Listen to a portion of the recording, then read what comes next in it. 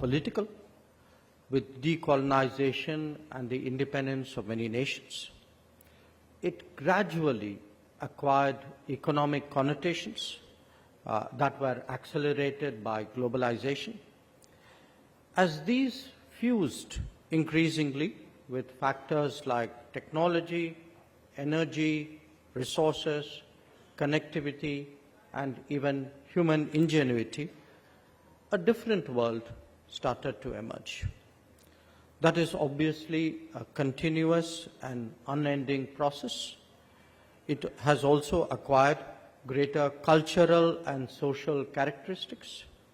Indeed, that the G20 was established is itself an acknowledgement of that direction. Now, it is, however, an undeniable reality that the international system remains dominated by the global north. This is naturally reflected in the composition of the G20 as well.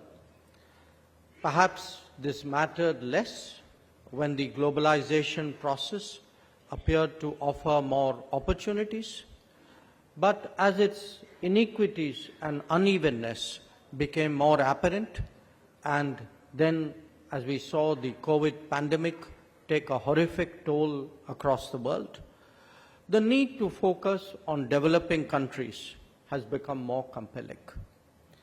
If that was not enough, the consequences of the Ukraine conflict for global food, energy, and fertilizer security has added to complexities. And obviously, trade disruptions, high interest rates, and climate events, increasing climate events, have contributed additional factors of stress. The current focus on the global south emanates from the conviction that these are countries that are truly deserving of special care. But equally, these are also societies under exceptional stress, which, if left unaddressed, would become a serious drag on the world economy. Remember, globalization cuts both ways.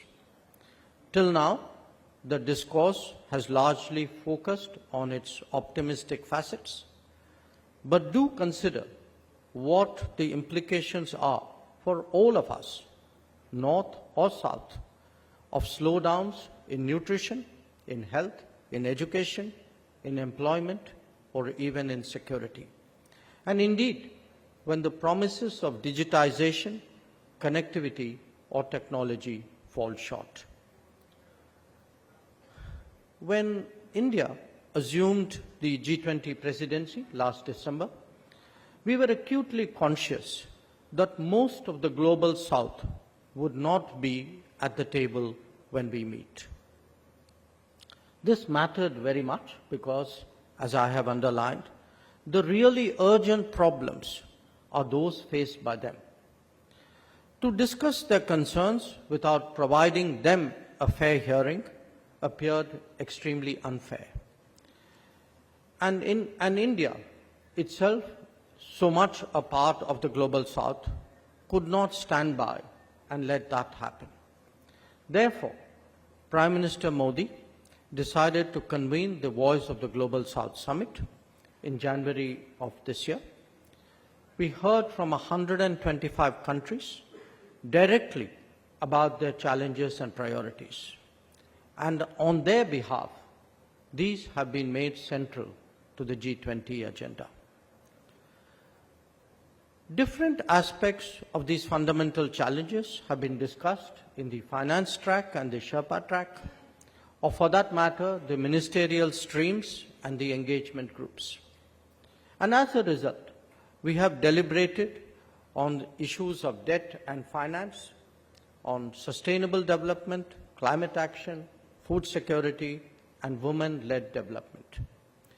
The core mandate of the G20 is to promote economic growth and development, and that cannot advance if the crucial concerns of the global south in the areas that I have highlighted are not addressed.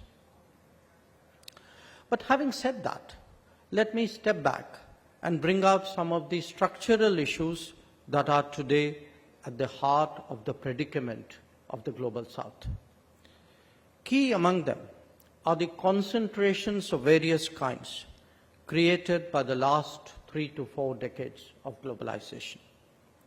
For a variety of reasons that range from scale, subsidies, technology, human resources, and strategic choices, the Global South was largely reduced to being a consumer rather than a producer. Their contribution very often was to provide resources for manufacturing elsewhere. They not only did not reap the full benefits of economic change, but often ended up saddled with unviable debts emanating from opaque initiatives. This was a gradually unfolding crisis in the making, but one that was accelerated rapidly by the multiple shocks of debt, COVID, and conflict. As a result, the endeavor now is to seek a re-globalization that is more diversified, that is more democratic, where there would be multiple centers of production, not just of consumption.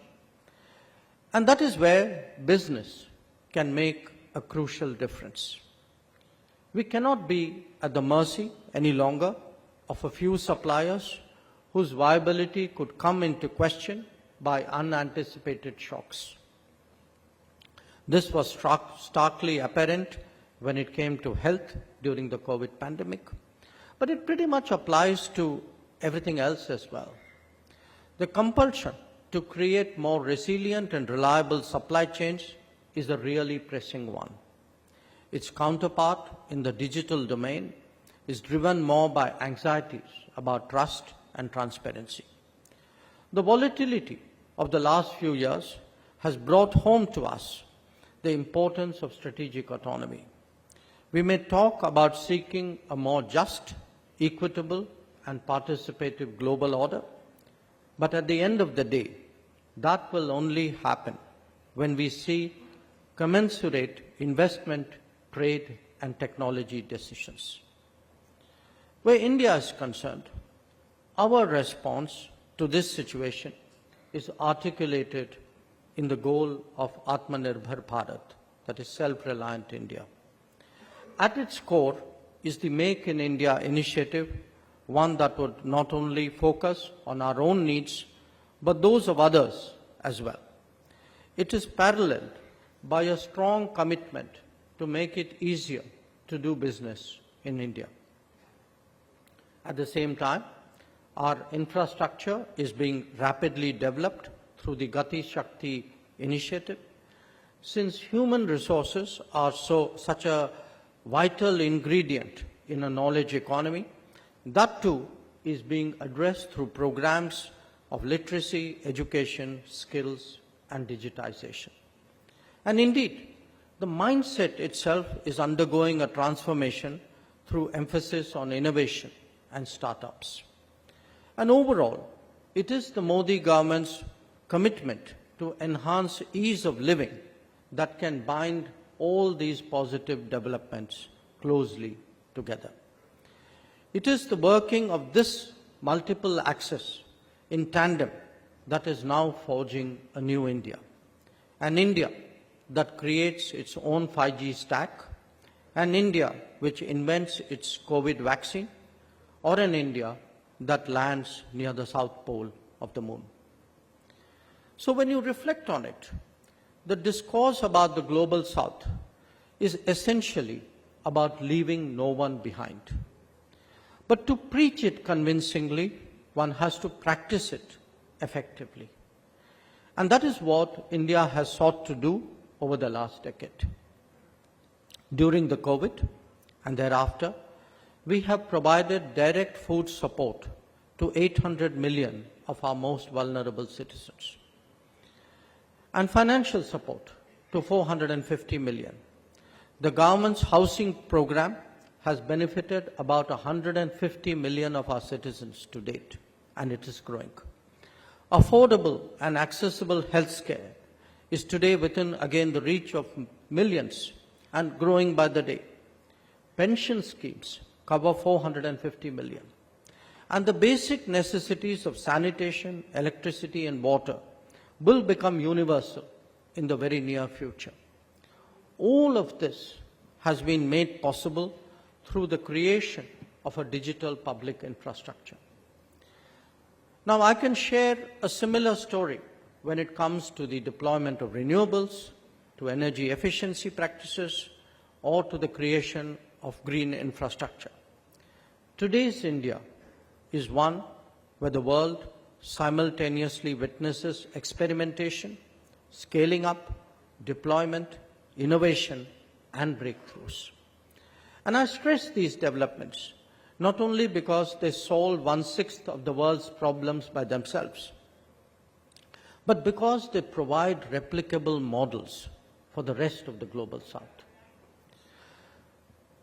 So, how has India walked the talk when it comes to the global South? Stress situations normally provide a good indicator of intent and behavior. During the COVID, made in India vaccines were sent out to about 100 countries, and 150 nations imported medicines during this period from the pharmacy of the world. Our own development partnerships have grown very significantly over the last decade, and they extend now to 78 nations across many geographies. 600 projects delivered or under execution are a testimony of our goodwill as much as of our capability. Believing that capacity building is central to global development, we have provided training to 200,000 nationals of more than 160 countries. And our approach is guided by the Kampala principles enunciated by Prime Minister Modi in 2018, which in essence said that the priority of our partners will be the determining criteria. In all of this, India has also been a source of ideas and initiatives focused on the welfare and advancement of the global South. It could be the International Solar Alliance or the Coalition for Disaster Resilient Infrastructure, or for that matter, the One Sun, One World, One Grid, or the One Earth, One Health, or indeed the International Year of Millets, or the Infrastructure for Resilient Island States.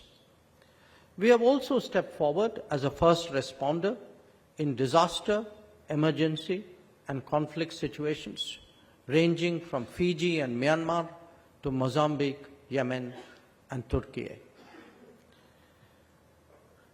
Emerging World 2.0 is one with more engines of growth, a fairer distribution of the benefits of globalization, and greater resources devoted to attaining sustainable development goals and promoting climate action and climate justice. That is not merely a challenge for the policy-making world, but it is even more so for those who shape the real economy every day through their decisions and choices. By prioritizing decisions and choices, I am therefore very glad that the B20 has risen to the occasion. By prioritizing inclusive growth, resilient supply chains, services trade, digital technologies, innovation, and sustainability, it has established itself as a credible partner of governments who are working to the same ends. The theme RAISE, responsible, accelerated, innovative, sustainable, and equitable, RAISE business, says it all. Its task forces and action councils have been a practical articulation of what the world must do. The emphasis on ESG in business and African economic integration is particularly laudable given the larger picture that I have presented before you. I commend the endeavors of B20 India and assure you all that these are truly valuable inputs for the considerations of the leaders when they meet in New Delhi next month. So, ladies and gentlemen, let me conclude by underlining that our expectation is that the forthcoming G20 Summit will provide the inspiration and directions for all stakeholders to move in unison to build a better world. Progress and prosperity can only be lasting when they are shared both within societies and between them. I thank you